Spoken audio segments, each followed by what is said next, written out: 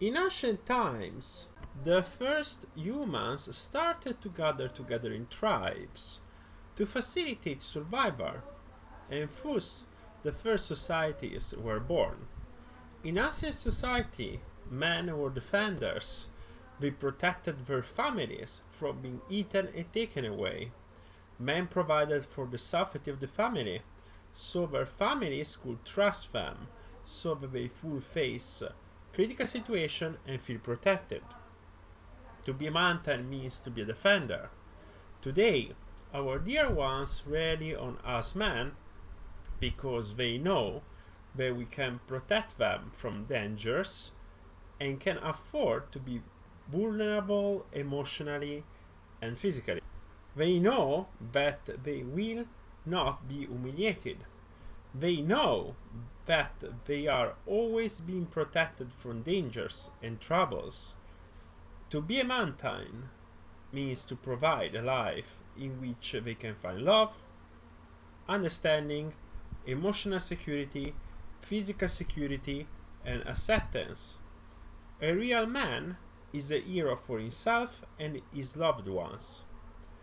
As society evolved, we passed from nomad hunting tribes to a more sedentary lifestyle with the creation of the first villages, introducing agriculture, cities, trading, money, countries, etc., and thus gradually bringing to our current social structure. The true motive of current society lies actually in two main components: the capitalistic ego-driven system and the will of the ruler of social communities to control the local group of people of a certain area of jurisdiction. Society is not interested in helping to develop their unique traits of individuals.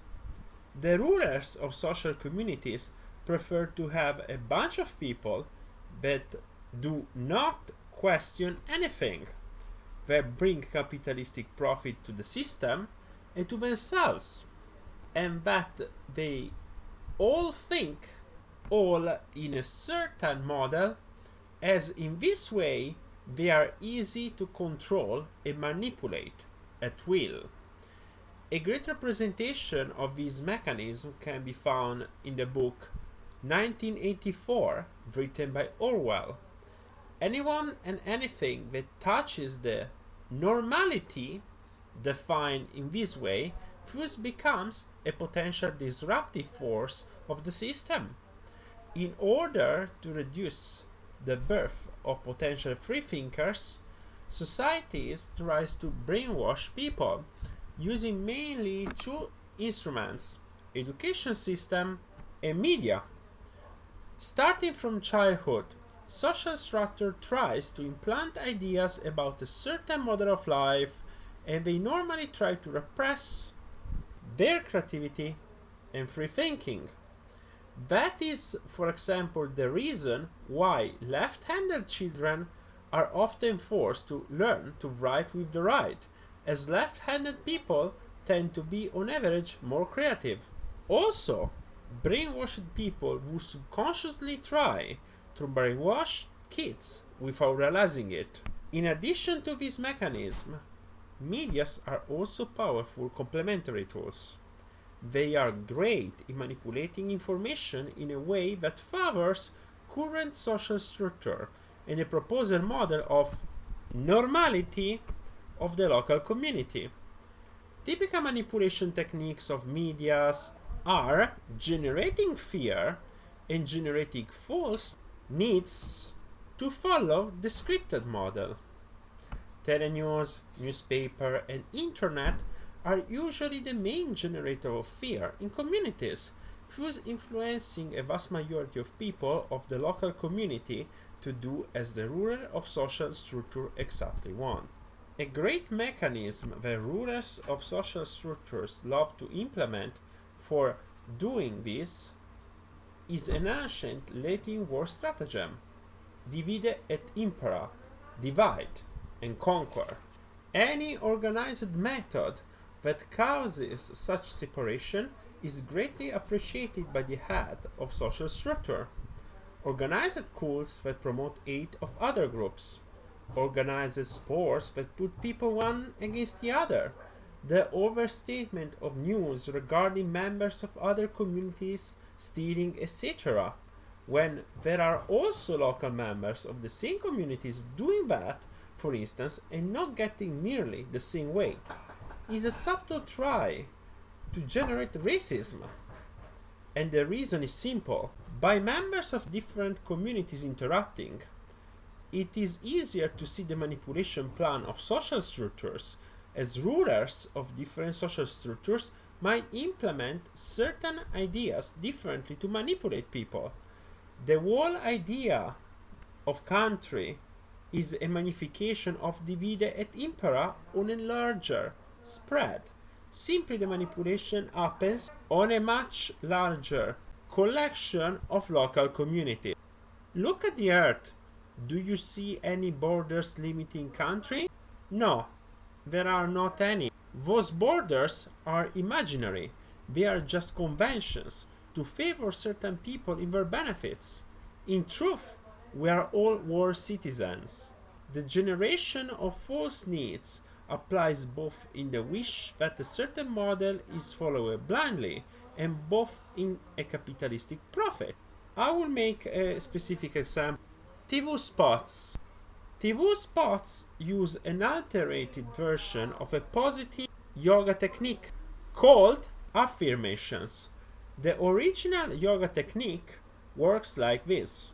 By reading every day, in a relaxed receptive status, positive affirmations, said affirmations will enter your subconscious mind. By doing so, they will gradually shape you in the desired positive direction. It does sound familiar, doesn't it? TV Spot altered this by creating a negative version. They put on TV spots by interrupting at the climax point of a show, film, etc. when the person is more receptive. The volume is increased compared to the regular volume of the film and show to boost the impact. The constant repetition will cause the message to enter the subconscious mind and create a false need to buy an object the person does not really need.